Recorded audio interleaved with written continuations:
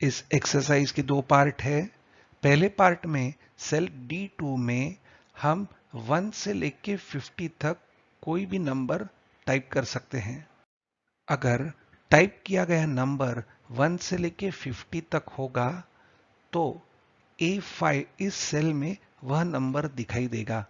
उदाहरण के लिए यहाँ 32 दिखाई दे रहा है। और अगर नंबर 1 से कम या 50 से ज्यादा दिया गया तो सेल A5 में हमें डिस्प्ले करना है value is out of range.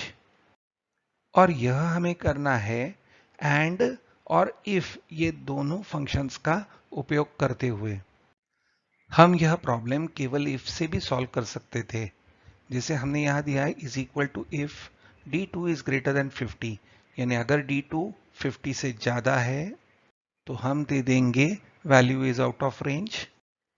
नहीं तो D2 की वैल्यू 1 से कम है तो फिर से हमें देना होगा value is out of range, या अगर नहीं होगा तो हमें सीधा वैल्यू दिखाना है।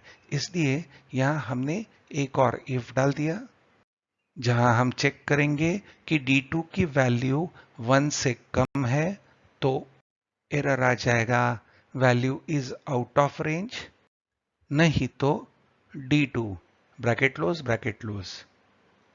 आप यह प्रैक्टिस जरूर करके देख सकते हैं, पर हमारे एक्सरसाइज में हमें एंड का उपयोग करना है। तो पहले आपको समझाने के लिए हम केवल एंड का उपयोग करेंगे। तो फंक्शन टाइप करेंगे is equal to and bracket open.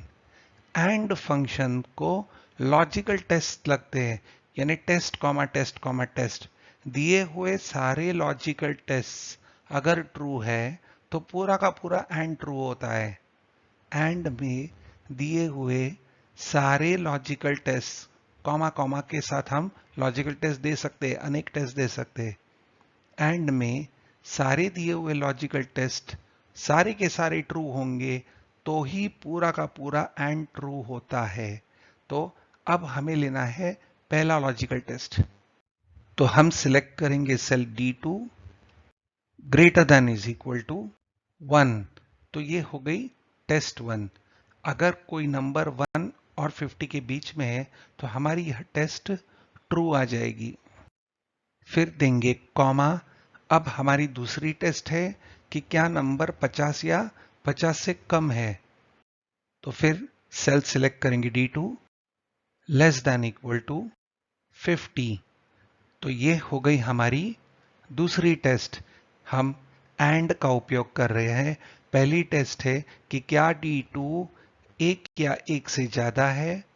दूसरी टेस्ट है क्या D2 50 या 50 से कम है। अब हमारे यहां केवल दो ही टेस्ट है तो ब्रैकेट क्लोज कर देंगे और देंगे कंट्रोल एंटर। एंड फंक्शन हमें लॉजिकल वैल्यू रिटर्न करता है, यानी ट्रू या फॉल्स। तो हमारा पूरा का पूरा एंड ट्रू हो गया है। अगर हम D2 में कोई और नंबर टाइप करते हैं, उदाहरण 85, तो हमारा सेल E5 में रिजल्ट आ जाता है फॉल्स। तो अब इस एंड फंक्शन को हम इफ के साथ उपयोग करेंगे। तो पहले देंगे फंक्शन की F2। ये पूरा का पूरा जो एंड है वो हमारा हो जाएगा लॉजिकल कंडीशन। कर्सर को इक्वल टू के बाद लेके आएंगे और टाइप करेंगे इफ ब्रैकेट ओपन।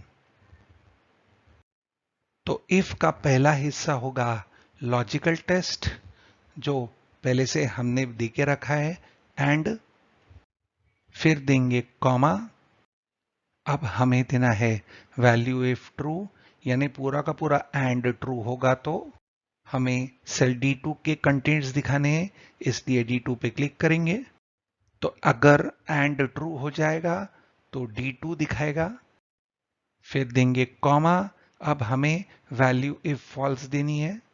अगर एंड फेल हो जाता है तो वैल्यू इफ फॉल्स में आएगा और हमें यहां एरर मैसेज टाइप करना है, जो हम टाइप करेंगे डबल कोट्स में value is out of range और देंगे ब्रैकेट क्लोज एंटर। तो हमारा रिजल्ट आया है value is out of range. Cell D2 को सिलेक्ट करके टाइप करेंगे 32, एंटर। अब सेल A5 में D2 की वैल्यू दिख रही है जो है 32। एक्सरसाइज के दूसरे हिस्से में सेल A6 में हमें D3 डिवाइडेड बाय D4 का रिजल्ट दिखाना है। तो हमारा रिजल्ट है 2, 40 डिवाइडेड बाय 20 है 2। परंतु अगर हम सेल D4 में 0 टाइप करते हैं तो सेल A6 में जहां हमारा रिजल्ट था वहां एक एरर आता है। यह एरर है डिवाइड बाय 0 का एरर। अगर किसी संख्या को आप 0 से डिवाइड करोगे तो एरर आएगा। इस एरर की जगह हमें अलग मैसेज टाइप करना है जो है एरर इन कैलकुलेशन। यानी अगर डिवाइड बाय 0 एरर ना होगा यानी नंबर करेक्ट आएगा तो हमें नंबर दिखाना है, नहीं तो दिखाना है एरर इन कैलकुलेशन। ऐसा करने के लिए हम एक फंक्शन का उपयोग करते हैं जो है इफ एरर। तो हम सेल A6 में जाएंगे और फंक्शन टाइप करेंगे is equal to if error bracket open.